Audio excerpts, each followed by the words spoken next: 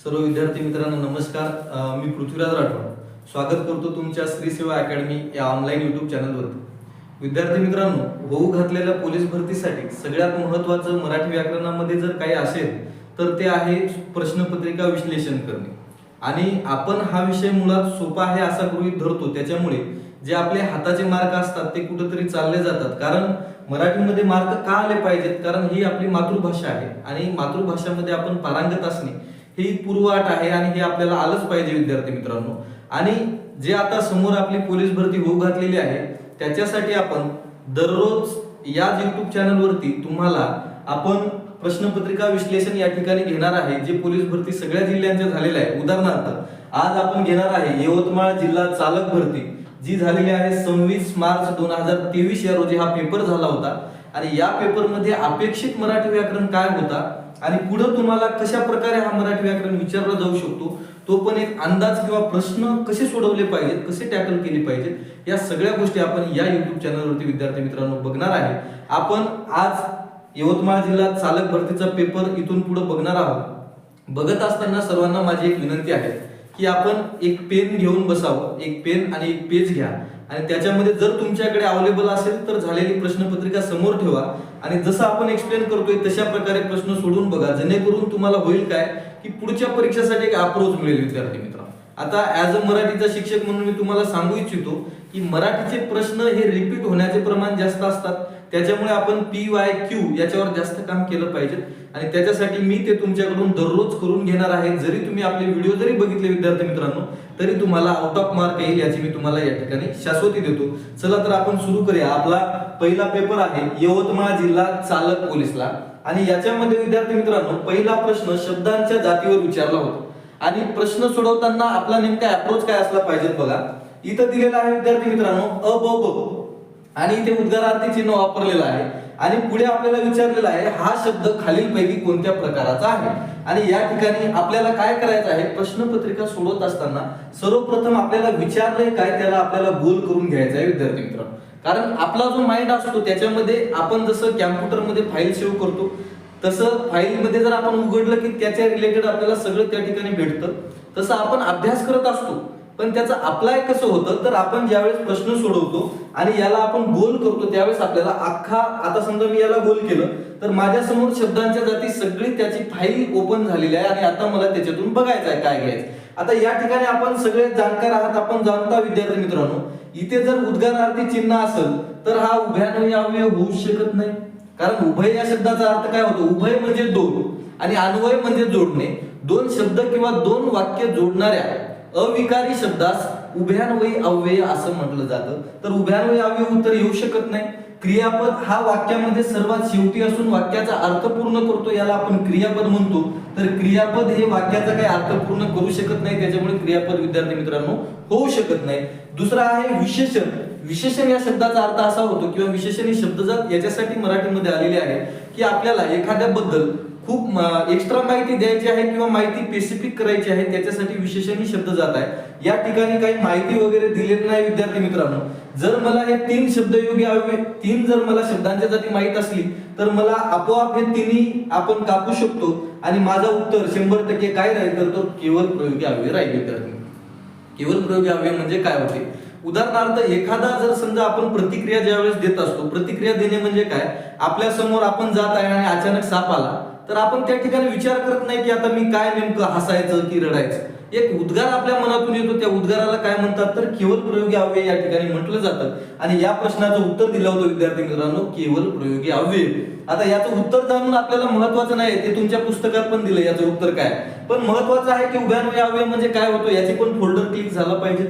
आणि क्रियापद काय आहे आणि त्याच्यानंतर विशेषण काय आहे याला मी या ठिकाणी विश्लेषण असं म्हणतो विद्यार्थी मित्रांनो, जे मराठी व्याकरणामध्ये खूप महत्वाचा भाग आहे. दुसरा प्रश्न जर तुम्ही या ठिकाणी बघितला तर मी जसं तुम्हाला सांगितलं की पहिला वार कुठं करायचा, या ठिकाणी दिलेला आहे प्रयोग ओळखा. काय दिलेला आहे? प्रयोग ओळखा. आता मी बाकीचं काही वाचत नाही. चला पहिले काय वाचलं मी, प्रयोग ओळखा. आता माझ्या माइंड मध्ये प्रयोग नावाचा चॅप्टर ओपन झाला पाहिजे. प्रयोगामध्ये नेमकं दिलेलं काय, फ्लो चार्ट मला काय म्हणतो हे सगळं माझ्या माइंड मध्ये ओपन झालं पाहिजे. आता प्रयोग म्हणजे काय विद्यार्थी मित्रांनो, प्रयोग येण्यासाठी सगळ्यात महत्वाची गोष्ट आहे आपल्याला वाक्याचा कर्ता आणि कर्म आलं पाहिजे. आपल्याला वाक्याचा क्रियापद आला पाहिजे, आपल्याला शक्य क्रियापद काय आहे ते ओळखता आलं पाहिजे, आपल्याला त्याच्यानंतर जे तुम्ही नामामध्ये जे नामाचे विकार शिकता त्याच्यामध्ये जो विभक्ती विकार आहे तो पण आपल्याला या ठिकाणी आलं पाहिजे. एवढे घटक ज्यावेळेस विद्यार्थी मित्रांनो आपल्याला येतात त्या आणि त्याच वेळेस आपल्याला प्रयोग हा टॉपिक पूर्ण येतो. 10 सेकंदात प्रयोग विद्यार्थी मित्रांनो येऊ शकत नाही, प्रयोगाला वेळ लागतो. तर मला सांगायचं असं आहे विद्यार्थी मित्रांनो, जर मी हा पूर्ण वाक्य या ठिकाणी घेतला, मी हा पूर्ण वाक्य या ठिकाणी घेतोय, सगळ्यात महत्वाचा मला वाक्यामध्ये प्रयोग ओळखताना जो शोधायचा आहे तो आहे क्रियापद. तो काय आहे विद्यार्थी मित्रांनो? क्रियापद. आणि या वाक्याचा क्रियापद काय आहे तर खाल्ले आहे. काय आहे? खाल्ले. आणि विद्यार्थी मित्रांनो मी क्रियापदाला ज्यावेळेस कोण किंवा कोणीने प्रश्न विचारतो, कशाने? कोण किंवा कोणी, तर त्याचा उत्तर मला वाक्याचा विद्यार्थी मित्रांनो करता भेटतो. आता मी जर विचारलं याला कोणी खाल्ले तर माधवीने खाल्ले. कोणी खाल्ले? माधवीने खाल्ले. तर माधवी आहे विद्यार्थी मित्रांनो या वाक्याचा कर्ता आणि या कर्त्याला ने ही विभक्ती लागलेली आहे विद्यार्थी मित्रांनो. कोणती विभक्ती? ने. ने कोणती विभक्ती आहे? तृतीय विभक्ती आहे. कोणती विभक्ती आहे? तृतीय विभक्ती आहे. आणि आता कोणचा उत्तर मला कर्ता भेटला, मी सर्वात प्रथम कर्ता काय शोधणार आहे की कर्ता प्रथमा विभक्तीत आहे का नाही आहे, किंवा कर्त्याला जर प्रत्यय आहे किंवा नाही आहे. तर या ठिकाणी कर्त्याला ने प्रत्यय लागलेला आहे, त्याच्यामुळे हा कर्तरी प्रयोग होऊच शकत नाही. तर मी पहिले काय करणार, हे ऑप्शन गायब करणार. इथं 2 ऑप्शन कर्तरीवाले आहे, हे ऑप्शन मी गायब केले. यानंतर माझ्याकडे 2 ऑप्शन राहील. पहिला ऑप्शन आहे कर्मणी आणि दुसरा ऑप्शन आहे भावे. विद्यार्थी मित्रांनो प्रयोगाचे आपल्याला काही येत नसेल तर 3 गोष्टी तरी लक्षात ठेवा. साधारणतः कर्त्याला जर प्रत्यय असेल तर तो कर्तरी प्रयोग होत नाही, कर्माला जर प्रत्यय असेल तर तो कर्मणी प्रयोग होत नाही, कर्ता आणि कर्म दोघांना प्रत्यय असेल तर तो पदसिद्ध भावे प्रयोग होणार आहे. जर मला या वाक्यामध्ये माधवी या शब्दाला प्रत्यय नसता तर मी समोरचं काही न वाचता विद्यार्थी मित्रांनो याचा उत्तर दिला असतं कर्तरी प्रयोग. पण वाक्यामध्ये माधवीला प्रत्यय लागलेला आहे. आता मला पुढे जावं लागेल, मला या वाक्याचा कर्म शोधावा लागेल. आणि कर्म म्हणजे काय विद्यार्थी मित्रांनो, इथं मला म्हणावं लागेल काय खाल्ले, काय ने प्रश्न विचारावा लागेल. कायचा उत्तर मला या ठिकाणी भेटतो सफरचंद, जो आहे वाक्याचा कर्म. आणि मी असं बघितलं की कर्ताला या ठिकाणी प्रत्यय आहे म्हणजे कर्तरी होणार नाही. मी गेलो कर्माकडे, कर्माला या ठिकाणी प्रत्यय नाही आहे, तर विद्यार्थी मित्रांनो डोळे लावून या प्रश्नाचं उत्तर असणार आहे कर्मणी प्रयोग. कारण कर्मणी प्रयोगामध्ये कर्म हा प्रथमात असतो विद्यार्थी मित्रांनो, आणि कर्माला प्रत्यय त्या ठिकाणी नसतो, त्याच्यामुळे हा होईल कर्मणी प्रयोग. भावे प्रयोग म्हणजे काय, जर कर्त्यालाही प्रत्यय असता कर्मालाही प्रत्यय असता तर मी समोरचं काही न बघता त्याला भावे प्रयोग असं उत्तर या ठिकाणी दिलं असतं. मग हा प्रथमात असतो विद्यार्थी मित्रांनो, आणि कर्माला प्रत्यय त्या ठिकाणी नसतो, त्याच्यामुळे हा होईल कर्मणी प्रयोग. भावे प्रयोग म्हणजे काय, जर कर्त्यालाही प्रत्यय असता कर्मालाही प्रत्यय असता तर मी समोरचं काही न बघता त्याला भावे प्रयोग असं उत्तर या ठिकाणी दिलं असतं विद्यार्थी मित्रांनो.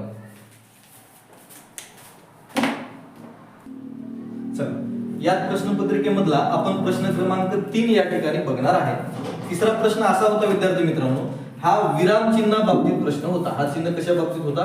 विराम चिन्ह. पहिले मी विराम चिन्हाला गोल केलं आणि नंतर प्रश्नाकडे गेलो, प्रश्न बघितला कोणता विराम चिन्ह आहे असं मला या ठिकाणी विचारलेलं आहे. आता या ठिकाणी जर मी बघितला विद्यार्थी मित्रांनो, तर पूर्णविराम हा आपण वाक्याच्या शेवटी देत असतो वाक्याचा अर्थ पूर्ण करण्यासाठी, त्याच्यामुळे पूर्णविराम याचा उत्तर येणार नाही.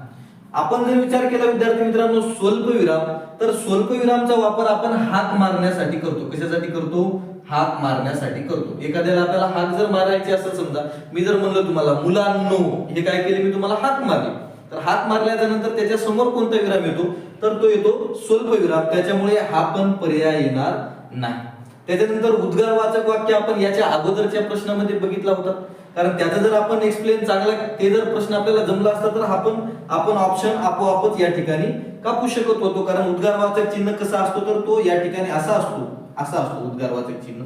तर याचा उत्तर विद्यार्थी मित्रांनो काय आहे, तर याचा उत्तर आहे अर्धविराम. या ठिकाणी याचा उत्तर आहे, ते लक्षात घेतलं पाहिजे. कारण हे 3 पर्याय आपोआपच जातात. 3 पर्याय गेल्यानंतर आपल्याला जो चौथा पर्याय राहतो तो राहतो अर्धविराम. त्यामुळे माझा याचा उत्तर काय असेल विद्यार्थी मित्रांनो? अर्धविराम असेल. त्यानंतर प्रश्न क्रमांक 4. आता इथे पण लक्ष द्या, हा प्रश्न पण विराम चिन्हावरच विचारला होता. बघा विराम चिन्हावर फोकस दिसतोय यवतमाळात चालक भरती. कारण मी ऍज जर मला प्रश्नपत्रिका काढायची असेल तर मी मागची प्रश्नपत्रिका त्या ठिकाणी बेस ठेवत असतो आणि त्यानुसार प्रश्न पुढचे सेट करत असतो. त्याच्यामुळे हे प्रश्नपत्रिका बघत असताना तुम्हाला पुढील परीक्षेला याचा नक्कीच फायदा होणार आहे. पुढे बघा, पुढील वाक्याच्या शेवटी कोणते विराम चिन्ह येईल. इथं शेवटी प्रश्न विचारलेला आहे विद्यार्थी मित्रांनो. शेवटी कोणते वापराल असा प्रश्न या ठिकाणी आहे. आता प्रश्न काय आहे, तुम्ही घरी केव्हा याल, तुम्ही घरी केव्हा याल. वाक्यामध्ये नेहमी लक्षात ठेवा विद्यार्थी मित्रांनो, आपल्याला कुठे, कधी, केव्हा असा जर कुठे वाक्यामध्ये आपल्याला शब्द आढळला तर या ठिकाणी या केव्हाला आपण प्रश्नचिन्हच देत असतो. त्याच्यामुळे याचं उत्तर या ठिकाणी असणार आहे प्रश्नचिन्ह, असं त्याचं उत्तर असणार आहे. तर अवतरण चिन्ह म्हणजे काय विद्यार्थी, अवतरण, आता हे प्रश्न याचं उत्तर झालं बरोबर, पण हे प्रश्न पण आपण बघितलं पाहिजे जेणेकरून आपल्याला पुढच्या परीक्षेला याचा फायदा होईल. आता फायदा कसा बघा, इथं पहिला ऑप्शन आहे अवतरण चिन्ह. अवतरण चिन्ह याचा अर्थ असा होतो की समजा दुहेरी पद्धतीने मला बोलायचं आहे, मी असं म्हणलो टिळक म्हणाले की, टिळक म्हणाले की, इथं देणार मी स्वल्पविराम आणि त्याच्यानंतर म्हणणार, आता तिथं मी कोणता विराम देणार, अपसरण चिन्ह देणार, अपसरण नाही सॉरी अवसरण चिन्ह देणार. आणि एक फरक पण आपल्याला या ठिकाणी बघायचा आहे, तो म्हणजे असा की अवतरण आणि अपसरण याच्यामध्ये आपल्याला कन्फ्युजन होत होते, जसं मला पण झाला तसं तुम्हाला पण होणार.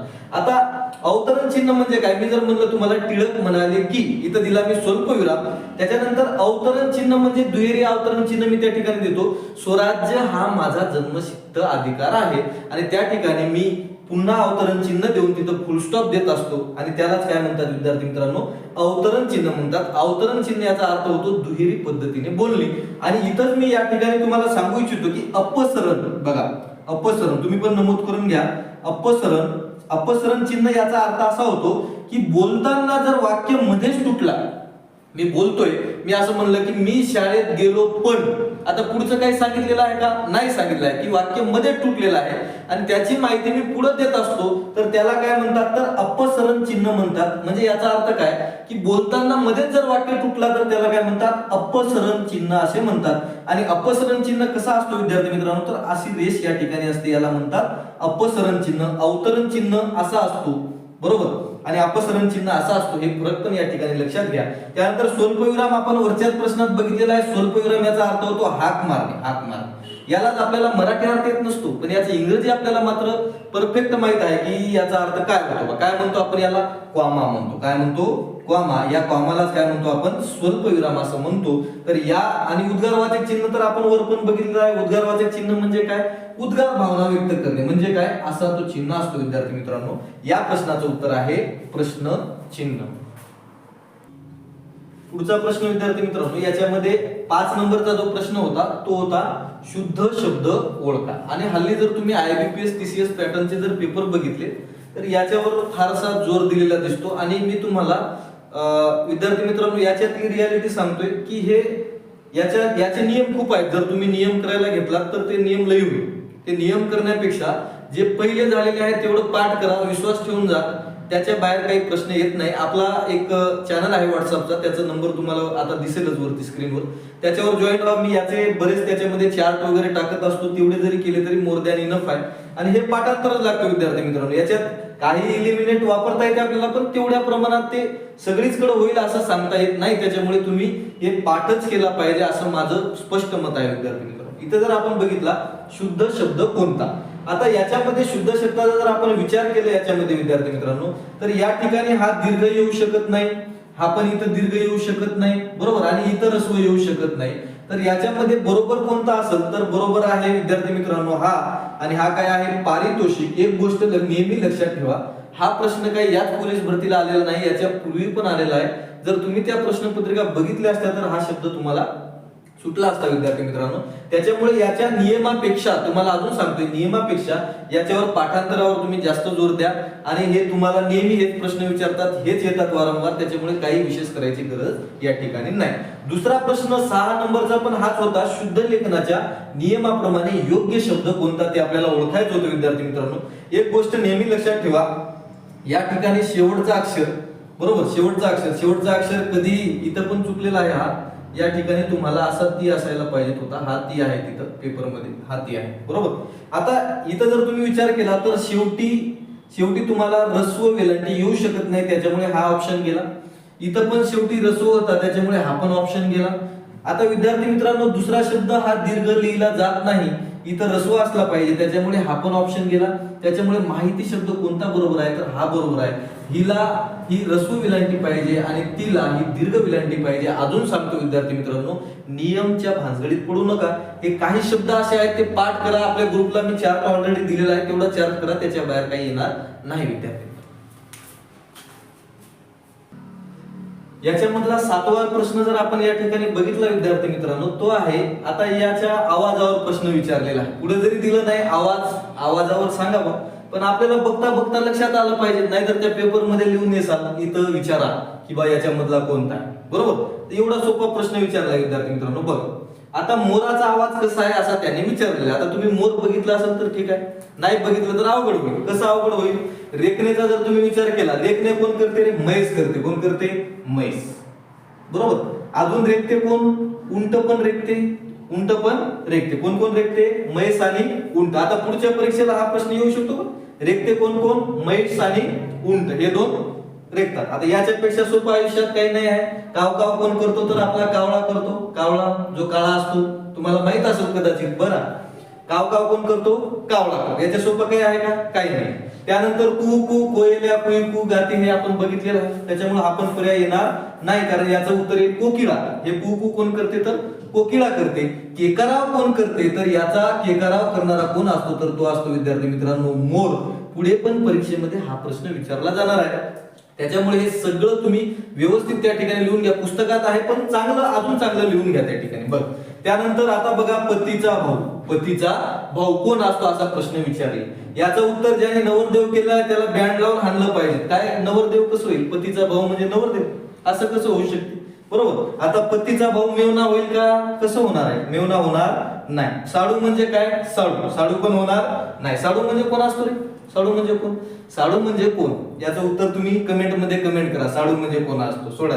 चला, आता मग पतीच्या भावाला म्हणतात काय? तर पतीच्या भावाला विद्यार्थी मित्रांनो म्हणतात दीर. काय म्हणतात? दीर. आता तुम्ही म्हणसाल पतीचा भाऊ मोठा आहे का छोटा आहे? ते कसंही असू द्या, पण त्याला काय म्हणतात? दीर असं म्हणतात. कारण त्याला तुम्ही मेवना म्हणू शकत नाही, त्याला तुम्ही साडू म्हणू शकत नाही, त्याला तुम्ही नवरदेव कसंच म्हणू शकत नाही. त्याच्यामुळे याचं उत्तर काय विद्यार्थी मित्रांनो? दीर आहे. तर डोकं लावायचं नाही, मोठा भाऊ आहे का छोटा आहे ते नंतर बघता येईल पेपरच्या नंतर, पण पहिले तिथं उत्तर देऊन यायचं विद्यार्थी मित्रांनो, हे लक्षात ठेवा. नंतर बघा विद्यार्थी मित्रांनो 9 नंबरचा प्रश्न आहे. बघा, प्रश्न सगळ्यात महत्वाचं काय असते याच्यामध्ये? आपली मातृभाषा आहे, आपण प्रश्न नीट वाचलं पाहिजे. जर तुम्ही प्रश्न नीट वाचले ना, काही ऑप्शन आपोआप एलिमिनेट होतात विद्यार्थी मित्रांनो. ते कसं? बघा, इथं मी गोल कशाला केलं पाहिजे? इच्छिलेली वस्तू. बघा, इच्छिलेली वस्तू देणारा झाड. म्हणजे तुमची जी इच्छा असेल समजा, तुमची जी इच्छा असेल समजा, ते देणारा झाड कोणतंही बाबा. तुमची काहीतरी इच्छा असणार ना, आता पोलीस भरती झालं म्हणजे काय करायचं नंतरचं ते तुमचं तुम्ही बघा. बघा, इच्छिलेली वस्तू देणारा झाड कोणतं आहे असा हा प्रश्न आहे विद्यार्थी मित्रांनो. याच्यामध्ये तुम्ही आता इच्छा, आपली इच्छा असणे म्हणजे काय आहे? आपण आता समजा तुमची इच्छा आहे लग्न करायचंय, तुम्ही पहिले काय करता? कल्पना करता. बरोबर. कल्पना केलं म्हणजे काय? इच्छिलेली वस्तू. बरोबर, इच्छिलेली वस्तूच ना. कल्पना करणे म्हणजे काय? इच्छिलेली वस्तू. आता बघा, इच्छिलेली वस्तू. आता इथं कल्प नाव आहे, कल्प.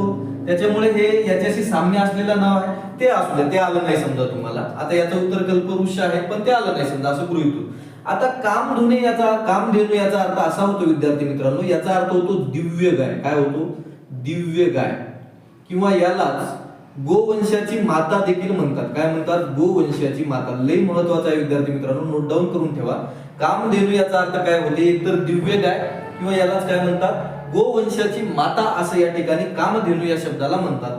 त्यानंतर देवगाय आहे. देवगाय. देवगाय म्हणजे काय? तुम्ही जर ग्रामीण भागामध्ये गेले विद्यार्थी मित्रांनो, तर ग्रामीण भागामध्ये देवाच्या नावानं आपण गाय सोडलेली असतो, त्याला ज्यानी असं देखील म्हणतात. काय म्हणतात त्याला? ज्यानी असं देखील म्हणतात. याला देवगायला ज्यानी असं देखील म्हणतात. म्हणजे हे देवाच्या नावानं सोडलेली गाय या ठिकाणी असते. चिंतामणी हे गणपतीचं नाव आहे विद्यार्थी मित्रांनो, तो या ठिकाणी येणार नाही. म्हणजे इच्छिलेली वस्तू देणारा झाड कोणतं आहे? तर ते कल्पवृक्ष आहे, जे आपण कल्पना करणे म्हणजेच इच्छा व्यक्त करणे असं त्याला आपण म्हणू शकतो विद्यार्थी मित्रांनो. त्याच्यामुळे हा त्याचं उत्तर आहे. त्याच्यापेक्षा हे 2 ऑप्शन तुम्ही या ठिकाणी आता व्यवस्थित नोट डाऊन केलं पाहिजे, कारण पुढच्या परीक्षेला हे विचारू शकतात. पुढे जर आपण बघितलं तर बघा हे गावठळ शब्द आहे, आपले गावाकडचे शब्द आहे, त्याच्यामुळे आपल्याला लॉजिकने आलं पाहिजे. आता एखादा इथं कास्तकाराचा मुलगा नसेल, त्याला येणार आहे का? नाही येणार. त्याला रान म्हणजे काय ते समजलं पाहिजे पहिले. इथे रान हा शब्द वापरलेला आहे. बरं, आड रान आपण म्हणताय का कसा गेला ते चालता चालता आड रानात घुसला, म्हणजे त्याचं रान सोडलं त्याने आणि दुसऱ्याच रानात गेला. आड रान त्याला म्हणतात. रानात जाणे म्हणजे रानात जाणे, आणि आड रानात जाणे म्हणजे काय? आपलं रान सोडून देणे आणि लोकांचं बघणे, त्याला काय म्हणतात? आड रानात जाणे. आता इथं काय आहे आड रानात जाणे याच्याशी समवर्ती काय आहे? तर इथं तुम्हाला दिसेल बघा, मुद्द्याला सोडून जाणे. याचं उत्तर काय असू शकते? मुद्दे असू शकते, म्हणजे आहे मुद्द्याला सोडून जाणे. म्हणजे जो मुद्दा आहे त्या मुद्द्याकडे नाही जायचं आणि मुद्दा सोडून इतर काहीतरी बोलायचं, त्याला काय म्हणतात? आड रानात शिरणे. म्हणजेच काय? मुद्द्याला सोडून जाणे. वाकड्यात शिरणे वगैरे वेड पांगरणे येणार नाही, अज्ञात दाखवणे पण येणार नाही. त्याच्यामुळे याचं उत्तर आहे मुद्द्याला सोडून जाणे. आड रानात शिरणे म्हणजे काय? मुद्द्याला सोडून जाणे, असं त्या ठिकाणी त्याचं उत्तर होईल. आता यानंतर 11वा प्रश्न जर तुम्ही या ठिकाणी बघितला तर तुमच्या लक्षात येईल बघा, वाचनालय हा शब्द दिलेला आहे. वाचनालय हा शब्द आहे. पहिले मी याला चांगलं गोल करा, वेळ द्यायला. वाचनालय या शब्दाला गोल केला आणि पुढे विचारलेलं आहे तुम्हाला संधी कशी सोडवाल, म्हणजे मला संधी या टॉपिक वरती प्रश्न विचारले, हे अगोदर माझ्या माइंडला सांगायचं आहे. त्यानंतर जर मी विचार केला विद्यार्थी मित्रांनो, संधी होत असताना पहिल्या व दुसऱ्या शब्दांना काही अर्थ असला पाहिजे तरच त्याच्यामध्ये संधी होऊ शकते. आपण संधीवर एखादा व्हिडिओ पुढे पण बनवणार आहे, त्यावेळेस तुम्ही बघून घ्या, म्हणजे तुम्हाला क्लिअर होईल. कारण टॉपिक या ठिकाणी पूर्ण आपण घेणे शक्य नाही. आता हे विश्लेषण चाललेलं आहे, त्या दृष्टीने आपण हे शिकू. संधीवर आपण स्वतंत्र या ठिकाणी व्हिडिओ बनवू शकतो. आता तुम्ही जर विचार केला विद्यार्थी मित्रांनो, इथं आ प्लस आ सोबत आलेला आहे. आ प्लस आ, बरोबर, त्यामुळे हे रॉंग आहे. बरोबर, इथं जर तुम्ही विचार केला तर इथं अ प्लस अ आहे, अ प्लस अ आहे. आणि या ठिकाणी जर तुम्ही विचार केला विद्यार्थी मित्रांनो, वाचनला पण पूर्ण अर्थ आहे आणि आलेला पण पूर्ण अर्थ आहे. आणि इथं अ प्लस आ म्हणजे अ प्लस आ या दोघांपासून काय तयार होतो? तर आ तयार होतो. आणि इथं तुम्हाला बघितलं तुम्ही की लक्षात येईल, इथं जो ना आहे याच्यामध्ये अ प्लस आ हे दोन्ही स्वर एकत्रित आलेला आहे आणि त्याच्यापासून ना तयार झालेला आहे विद्यार्थी मित्रांनो. त्यामुळे याचं उत्तर काय असेल? तर उत्तर असेल पर्याय क्रमांक 2 असेल. संधीवर आपण स्वतंत्र व्हिडिओ बनवू काही दिवसांनी. बरं, आता 12वा प्रश्न आहे, सोपा आहे बघा.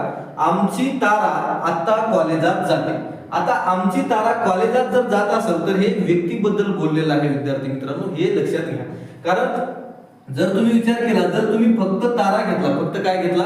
तारा घेतला, तर तुम्हाला तारा म्हणजे स्टार आपण इंग्रजीत ज्याला म्हणतो ते तारा जर तुम्ही घेतला तर ते होईल सामान्य नाम. पण इथं वाक्यात ते नाम आणि विशेष नाव म्हणून वापरले, कोणत्या तरी व्यक्तीला दिलेला तो स्पेसिफिक नाव आहे, त्याच्यामुळे त्याला आपण काय म्हणणार? तर त्याला आपण विशेष नाम या ठिकाणी म्हणणार आहे. सामान्य केव्हा म्हणलो असतो? जर मी म्हणलं आकाशातील तारे जर मी म्हणलं असतं समजा, तर ताऱ्याला वेगवेगळे नाव आहेत, तर तारा हा सामान्य नाव झाला असता. भाववाचक नाव या ठिकाणी ते होत नाही. भाववाचक नाव म्हणजेच गुणवाचक नाव आहे, ते या ठिकाणी होत नाही आहे आणि यापैकी नाही असा पर्याय होत नाही. त्याच्यामुळे याचं उत्तर काय असेल? तर उत्तर असेल विशेष नाव, कारण व्यक्तीबद्दल वापरलेलं नाव आहे विद्यार्थी मित्रांनो, म्हणून याला विशेष नाव असं म्हणतात. यानंतर 13 नंबरचा प्रश्न आपण बघणार आहोत विद्यार्थी मित्रांनो. 13 नंबरचा प्रश्न बघा, पुढील शब्दातील अनेक वचनी शब्द ओळखायचा आहे. ओळखायचं काय आहे? अनेक वचन. बघा, आपल्याकडे 2 वचन आहे, एक वचन आणि अनेक वचन. संख्या जर 1 असेल तर त्याला एक वचन म्हणतात. एकापेक्षा अधिक म्हणजे 2 जरी असले तरी त्याला काय म्हणतात विद्यार्थी मित्रांनो? अनेक वचन या ठिकाणी म्हणतात. बहुवचन आपल्याकडे म्हणलं जात नाही, ते संस्कृत मध्ये म्हणलं जातं. जर अनेक वचन शब्दांचा मी विचार केला विद्यार्थी मित्रांनो, फुल हा एकवचनी शब्द आहे, कारण फुले त्याचा अनेक वचनी होईल. त्यानंतर मूल हा शब्द हा पण एकवचनी आहे, मुले हा त्याचा अनेक वचनी होईल. जळू शब्द जर घेतला आपण तर जळूचं जळवा, जळूचं जळवा हा अनेक वचनी होईल. म्हणजेच उकारांचं काय होईल विद्यार्थी मित्रांनो? वाकारांत होईल. हा पण प्रश्न परीक्षेला वारंवार विचारला जातो. त्याच्यामुळे मोती शब्दाचा अनेक वचनी रूप काय असेल? तर तो मोत्य आहे. त्याच्यामुळे याचं उत्तर काय असेल? तर मोत्य आहे विद्यार्थी मित्रांनो. मोतीचं मोत्य का झालं हे पण लक्षात घ्या. बघा, मोती शब्द आहे, काय आहे? मोती, बरोबर.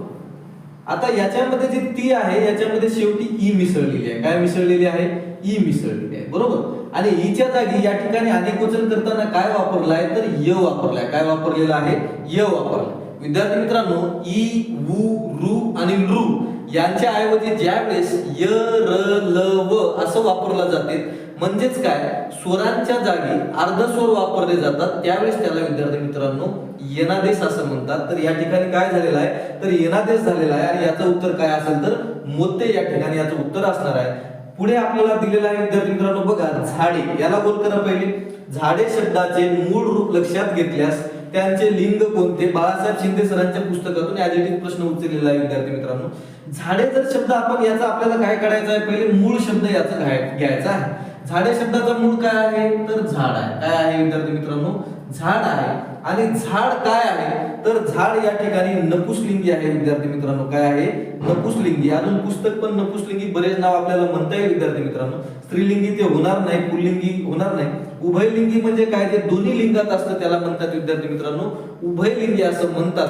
आता उभयलिंगी मध्ये बरेच शब्द येतात, परंतु याचा उत्तर जर आपण या ठिकाणी बघितलं तर याचं उत्तर आहे नपुसलिंगी. हा या ठिकाणी त्याचा उत्तर आहे विद्यार्थी मित्रांनो. कट कर. प्रश्न क्रमांक 15 या ठिकाणी बघा विद्यार्थी मित्रांनो, थोडा खोचक प्रश्न होता पण याचा उत्तर हा इझी होता. बघ, आपण स्वतः दोन शब्द बोला. आपण स्वतः दोन शब्द बोला. आणि हा प्रश्न इथं काही कंस वगैरे करून दिलेला नाही, ते तुम्हाला याच्यातून ओळखायचं आहे, पण अंडरलाईन या ठिकाणी आपणला केलेली आहे. आणि ऑप्शन काय आहे तुम्हाला, पहिला आहे प्रश्नार्थक सर्वनाम, दुसरा आहे पुरुषवाचक सर्वनाम, मी सर्वनाम या ठिकाणी लिहिलं नाही, तिसरा आहे आत्मवाचक सर्वनाम आणि चौथा आहे दर्शक सर्वनाम विद्यार्थी मित्रांनो. आता जर तुम्ही विचार केला तर याच्यामधला जो स्वतः आहे, स्वतः तो आत्मवाचक सर्वनाम आहे. काय आहे, आत्मवाचक आहे. जर आपण पण तुम्ही विचार केला ते आत्मवाचक मध्ये पण जाऊ शकतं, पण विद्यार्थी मित्रांनो इथं तुम्हाला त्याच्या प्रकारावरून नाही जायचं तर वाक्यानुसार जायचं आहे. इथे बघा, आपण स्वतः दोन शब्द बोला म्हणजे एक व्यक्ती दुसऱ्या व्यक्तीला बोलतोय, कारण तीन लोक असतात विद्यार्थी मित्रांनो संवाद साधताना. एक बोलणारा, दुसरा ऐकणारा आणि तिसरा ज्यांच्याविषयी आपण बोलतोय तो. त्याच्यामुळे बघा, प्रथम पुरुष, द्वितीय पुरुष आणि तृतीय पुरुष याच्यामधील आपण जो वापरलेला आहे तो द्वितीय पुरुषासाठी वापरलेला आहे विद्यार्थी मित्रांनो. त्याच्यामुळे याचं उत्तर काय असेल तर पुरुषवाचक असेल. आणि याच्यामध्ये पण कोणता जर तुम्हाला विचारलं तर तो द्वितीय पुरुषवाचक असेल. काय असेल, द्वितीय पुरुषवाचक असेल या ठिकाणी विद्यार्थी मित्रांनो. दर्शक सर्वनाम होऊ शकत नाही. प्रश्नार्थक सर्वनाम तर मुळीच नाही आहे. हा तर पहिलेच पर्याय तुम्ही कापला पाहिजेत होता, पण इथं वाक्यावरून जर आपण गेलो तर इथं काय असेल तर हे पुरुषवाचक सर्वनाम आहे. त्याच्यात पण कोणतं आहे, द्वितीय पुरुषवाचक आहे. आत्मवाचक होऊ शकते का, तर होऊ शकते जर स्वतंत्र विचारलं तर. बरोबर. आता 16 नंबरचा प्रश्न पण तुम्हाला सर्वनामावर विचारलेला आहे बघा. तुम्ही सर्वजण इथेच थांबा. तुम्ही सर्वजण इथेच थांबा असा प्रश्न विचारलेला आहे विद्यार्थी मित्रांनो. आणि ऑप्शन आहे नाम, नाम असूच शकत नाही. त्यानंतर दिलेला आहे विशेषण, हे कोणाबद्दलही माहिती देत नाही. त्यानंतर आहे क्रियापद, हा काही वाक्याचा अर्थ पूर्ण करून शेवटी येत नाही. त्याच्यामुळे माहित जरी नसता तरी याचं उत्तर काय असतं, सर्वनाम. पण सर्वनामामध्ये कोणता आहे, हा तूचा रूप आहे. तूचा, तू म्हणजे द्वितीय पुरुषी. बघा, द्वितीय पुरुषीचा प्रश्न इथं पण आहे आणि इथं पण आहे. आणि तूचा अनेकवचनी रूप काय होईल किंवा आदरार्थी रूप काय होईल, तर तूचा होणार आहे विद्यार्थी मित्रांनो तुम्ही. कारण आदरार्थी पण आपण तुला, तुम्ही म्हणून वापरतो. त्यामुळे याचं उत्तर काय असेल तर तो असेल विद्यार्थी मित्रांनो सर्वनाम. हा त्या ठिकाणी त्याचं उत्तर असेल. चला विद्यार्थी मित्रांनो, याच्यामधला 17 नंबरचा प्रश्न आपण बघतोय बघा. या पाठीखाली दडलंय काय, असा प्रश्न आहे. या पाठीखाली दडलंय काय. विद्यार्थी मित्रांनो, या शब्दाला ऑलरेडी आपल्याला त्यांनी अंडरलाईन करून दिलेला आहे. पाठी आणि खाली याच्यामध्ये दोन शब्द आहे बघा, पाठी आणि खाली. याच्यामध्ये दोन शब्द एकत्रित आलेले आहे, पण हे जे दोन्ही शब्द एकत्रित आलेले आहे या दोघांनाही स्वतःचा स्वतंत्र अर्थ आहे आणि दोन शब्द एकत्रित आले विद्यार्थी मित्रांनो. त्याच्यामुळे याला काय म्हणू शकतो, तर आपण शब्दयोगी अव्यय असं म्हणू शकतो. शब्द म्हणजे काय, तर शब्द, आणि योगी म्हणजे काय, योग म्हणजे जुळणे विद्यार्थी मित्रांनो. त्याच्यामुळे याचा अर्थ काय होतो, शब्दयोगी अव्यय. उभयान्वयी अव्यय म्हणजे काय, दोन शब्द वेगवेगळे असते आणि याला जर तिसरा शब्द, आता मी असं म्हणजे तिसऱ्या शब्दाने काहीतरी याला जोडलं असतं समजा, इथं मधात एक शब्द असता तर त्याला आपण म्हणलं असतं उभयान्वयी अव्यय. केवल प्रयोगी म्हणजे काय, जिथं उद्गार आपल्या मनातून निघतो त्याला म्हणतात केवल प्रयोगी अव्यय. त्यानंतर क्रिया विशेषण म्हणजे काय विद्यार्थी मित्रांनो, क्रिया. उदाहरण, जर याला खाली जोडून आलं नसतं आणि फक्त असं खाली आलं असतं, फक्त काय आलं असतं, खाली. उदाहरणार्थ मी असं म्हणलं की पतंग खाली गेला, बरोबर, तर खाली काय झाला असता, क्रिया विशेषण झाला असता. परंतु या वाक्यामध्ये पाठी या शब्दाला खाली हा शब्द जोडून आलेला आहे विद्यार्थी मित्रांनो. त्याच्यामुळे हे काय आहे, तर हे आहे स्थलवाचक शब्दयोगी अव्यय. त्याच्यामुळे याचं उत्तर काय असेल, स्थलवाचक शब्दयोगी अव्यय. आता इथं सरळ दिलेले शब्दयोगी अव्यय, पण अजून पुढे जाऊन जर विचारलं तर याचं उत्तर काय असेल? स्थलवाचक शब्दयोगी अव्यय असं त्याचं उत्तर होईल. त्यानंतर शेवटचा प्रश्न या प्रश्नपत्रिकेमधील असा आहे विद्यार्थी मित्रांनो की उद्गारवाचक अव्यय ओळखा. या प्रश्नपत्रिकेमध्ये जर तुम्ही बघितलं असेल सातत्याने त्यांचा फेवरेट हा राहिलेला आहे. तुम्हाला त्यांनी वेगवेगळ्या टॉपिक मध्ये वेगवेगळे हे विचारलेलं आहे. बघा इथं काय विचारलंय? उद्गारवाचक अव्यय ओळखा. आता उद्गारार्थी चिन्ह कोणतं असते? असा चिन्ह असते उद्गारवाचक चिन्ह. किंवा तुम्ही केवळ प्रयोगी अव्ययामध्ये पण उद्गारवाचक घेऊ शकता. आता हे कसं की आता एखादी गोष्ट जर आपल्याला अचानक घडली तर अचानक गोष्टीवर आपल्या तोंडातून जे उद्गार निघते. उदाहरणार्थ आपण पहिल्या दुसऱ्या प्रश्नाला कुठेतरी सापाचं उदाहरण घेतलं होतं की तुम्ही चालत आहे आणि चालता चालता तुम्हाला साप दिसतो, तर तुम्ही तिथं रिॲक्शन मी काय द्यायची हे विचार करणार नाही. तुमच्या तोंडातून काहीतरी अचानक उद्गार निघणार आहे. आता मला सांगा, परंतु अचानक निघू शकतो का? नाही निघू शकत. शिवाय नाही निघू शकत. त्यापेक्षा नाही निघू शकत. अचानक काय येऊ शकतो तुमच्या मनात? तर शिव हा शब्द तुमच्या मनात अचानक निघू शकतो. एखादं वाईट कृत्य तुम्ही घडला, समजा पिक्चर बघतो आपण, पिक्चर मध्ये काही ब्राह्मण, आता समजा एखादे पंडित वगैरे असतात आणि काही जर त्यांच्या समोर अनर्थ घडला तर ते काय म्हणतात? शिव. तर त्याच्यामुळे अचानक आलेला उद्गार आहे, याला काय म्हणतात? उद्गारवाचक. आता यांचा जर तुम्ही विचार केला तर शिवाय जर तुम्ही विचार केला विद्यार्थी मित्रांनो तर उभ्यान्वयी अव्ययामध्ये जर याला तुम्ही घेतला तर हे कशात जाईल? समुच्चय बोधक उभ्यान्वयी अव्ययात जाईल. जर तुम्ही याला शब्दयोगी अव्ययामध्ये घेतला तर कशात जाईल? व्यतिरेकवाचक शब्दयोगी अव्ययात जाईल. त्याच्यामुळे एक शब्द वेगवेगळ्या शब्दजातीमध्ये कार्य करू शकतो, परंतु त्या वाक्यात तो कशा प्रकारे काम करतो त्याच्यावरून आपण त्याची जात ठरवायची असते. तुम्ही जर परंतुचा विचार केला, समजा आता मी म्हणलं परंतु वापरताय तुम्ही, बघ मी असं केलं, अभ्यास केला परंतु नापास झाला, म्हणजे एक वाक्य काय आहे? पॉझिटिव्ह आहे, दुसरा वाक्य काय आहे? निगेटिव्ह आहे. तर त्याला काय म्हणतात विद्यार्थी मित्रांनो? न्यूनत्व बोधक उभ्यान्वयी अव्यय असं म्हणतात. आता तुम्ही त्यापेक्षा जर विचार केला तर व्यतिरेक मध्ये पण वापरतात. याच्यापेक्षा तो मोठा, याच्यापेक्षा तो छोटा, तर हा व्यतिरेक वाचक मध्ये देखील येईल विद्यार्थी मित्रांनो. अशा प्रकारे आपण यवतमाळ चालक भरतीला एकूण 18 प्रश्न मराठी व्याकरणावर विचारले होते. हे 18 प्रश्न आपण या ठिकाणी व्यवस्थितरित्या विश्लेषण करून बघितलेलं असेल. तुम्हाला व्यवस्थितरित्या सगळं समजलं असेल विद्यार्थी मित्रांनो. जर काही समजलं नाही तुम्ही थेट माझ्याशी संपर्क साधू शकता. तुम्हाला मी व्हॉट्सअप चॅनलचा तुम्हाला मी नंबर पण त्या ठिकाणी दिलेला आहे. तुम्ही त्याच्यावर जॉईन होऊ शकता, मला मेसेज करू शकता विद्यार्थी मित्रांनो. आणि आता इथून पुढे आपण दर 2 दिवसाला एक जिल्ह्याचं प्रश्नपत्रिका विश्लेषण करणार आहे. तुम्ही काही अभ्यास नाही केला आणि रोज वाचून प्रश्नपत्रिका जरी बघितल्या तरी तुम्हाला चांगले मार्क येऊ शकतात, कारण मराठी विषयामध्ये रिपीटेड प्रश्न या ठिकाणी जास्त असतात विद्यार्थी मित्रांनो. जर तुम्हाला हा व्हिडिओ आवडला असेल तर तुम्ही या चॅनलला सबस्क्राईब करून ठेवा, जेणेकरून आता आवडला नाही आवडला तो तुमचा प्रश्न आहे, पण इश्यू काय आहे की तुम्हाला सगळं एक्सप्लेन जर भेटलं ना, तुम्हाला इतर काही सोर्स बघण्याची आवश्यकता पडणार नाही, कारण रिपीटेड प्रश्न याच्यामध्ये जास्त असतात. त्याच्यामुळे तुम्ही रोज दर 2 दिवसाला एक व्हिडिओ बघत चला. आणि जर तुम्ही सबस्क्राईब केलं तर तुम्हाला दुसरा जो व्हिडिओ येणार आहे त्याची लिंक लगेच तुम्हाला त्याच्यामध्ये पडून जातं आणि ते तुम्ही बघू शकता विद्यार्थी मित्रांनो. या ठिकाणी आपले जवळपास 18 प्रश्न जे या प्रश्नपत्रिकेत होते ते आपण विश्लेषण केलेलं आहे. या ठिकाणी आपण थांबूया विद्यार्थी मित्रांनो. तर सर्वांना पुढील वाटचालीसाठी शुभेच्छा. लवकरच पोलीस भरती होऊ घातलेली आहे आणि या पोलीस भरती होण्याच्या अगोदर आपण सगळं प्रश्नपत्रिका कंप्लीट करण्याचा आपला अट्टाहास असेल, आपण ते पूर्ण करू विद्यार्थी मित्रांनो. सोबत राहू आणि पुढे जाऊ विद्यार्थी मित्रांनो. जय हिंद.